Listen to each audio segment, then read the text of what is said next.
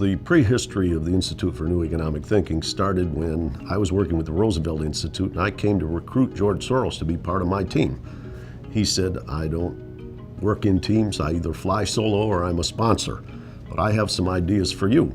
George explained to me that from his writing, which I was very familiar with having worked with him in the past, he had been holding conversations, particularly in the area around London, with Willem Bouter, most prominently probably Anatole Koletsky, John Kay, David Hendry at Oxford University, about his kind of curiosity about why the economics profession had gotten so far off course, and why someone like himself, who had, what you might say, succeeded in the market test, was resisted so mightily by members of the economics profession. George asked me at that point if I would then conduct a study of the profession, meaning how do their careers develop? What are their incentives? How do they get funded? How do they choose what to work on? He sensed at that point that he wanted to do something, and he asked Joe and I to put together a list, which became 25 people, to come meet for 2 days, dawn to dark, at his home in Bedford, New York. One of the historical precedents that I brought to George's attention was what had happened in physics at the beginning of the 20th century. Classical physics was a system that worked extremely well in the 18th and 19th century, then began to break down. New ideas came in. A man called Ernest Solvay, who was at that time one of the leading industrialists in Europe, decided to convene a conference which came to be called the Solvay Conference, in which he brought together for the first time the leading thinkers of the new physical and chemical sciences, which really transformed modern physics. And I said to George, you could do the same for economics. And I think that was part of the mechanism that got the idea launched. The Bedford Summit was really remarkable because it brought fantastic thinkers together who were feeling as individuals that they wanted to, I think, change the profession, but can never collectively come together before. And what it did is gave me huge hope that there's a group of people out there that we're not alone, or I'm not alone. There's a group of people out there, many of them much smarter and wiser and more experienced than I am, who really want to come together to change things. And what George Soros has facilitated through this is creating this thinking and energy which would not have happened otherwise. And that is incredibly exciting. It's a huge source for me personally of optimism about the future. I described why I came into economics in the first place as being because I was good at mathematics, interested in politics, and I could use the kind of technical skills I have to change the world a little bit. What I got at Bedford was a large group of smart people who wanted to do these things, to use their kind of technical skills to make the world a bit better. That's an exciting thing to try and do.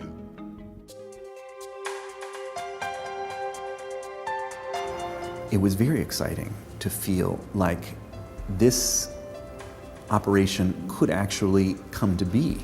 It's being actually backed by very serious people who know what they're doing, know how to put an organization together, and by very serious money. You know, this is very unusual. This is a very unusual initiative from my point of view, where it seems to be driven actually by wanting to make some intellectual change and not knowing exactly what kind of intellectual change we want to make. And that is really remarkable and exciting, and I am very glad to be a part of it. What struck me was that you had people from so many different branches of economics come to the subject with so many different strengths, but all sharing this view that the dominant paradigm had not worked and had been excessively narrow, insufficiently open to considering alternatives. One of the challenges, and remains one of the challenges for INET, is to what extent it should focus, how broad its remit should be. Because as you think about the problems facing the economics profession, one sees them in almost every subfield. So what had brought the issue to the fore was the failure in macroeconomics, the failures in regulatory policy, the failures in finance. Those were glaring.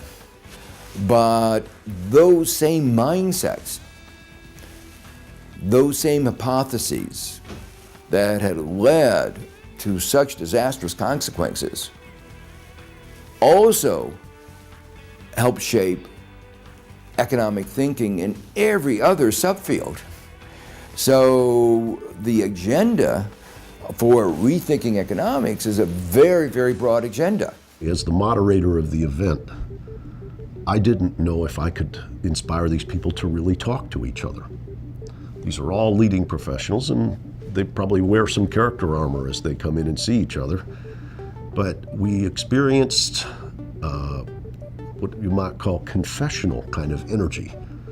People who are very powerful, some including Nobel Prize winners, talking about their frustration in the profession, talking about how, in one case, a gentleman had acquiesced from teaching graduate students because even though he thought he had good ideas, he thought as a Nobel Prize winner he would do them more harm than good.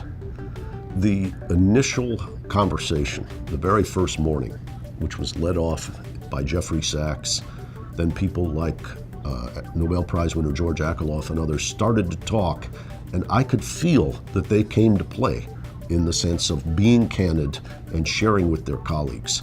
I felt very good, not about what I was hearing, because it was a description of dysfunction, but I felt very good how much these people were willing to give of themselves. That process, that kind of what you might call taking off of armor, created affirmation of each other, affirmation of the mission. And you could see Soros looking at this. I mean, just his eyes would get very large as if, my God, I didn't realize that things were this beaten down or this dysfunctional.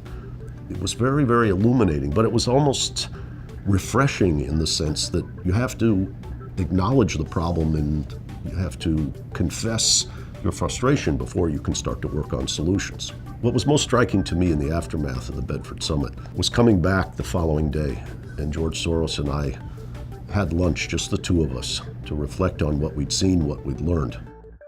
And I derived what you might call enthusiasm from George seeing how blocked and locked up it seemed. And he was quite curious. As he said, I'm not an economist, but when the outcomes in society are so at odds with the ideology of economics, and it doesn't naturally start to evolve, there's some kind of process there, and we just heard about it. And you could feel his inspiration to take on this Institute for New Economic Thinking and really build it up, was energized by the power of the testament that each person gave about that things were so far off course and that they needed help.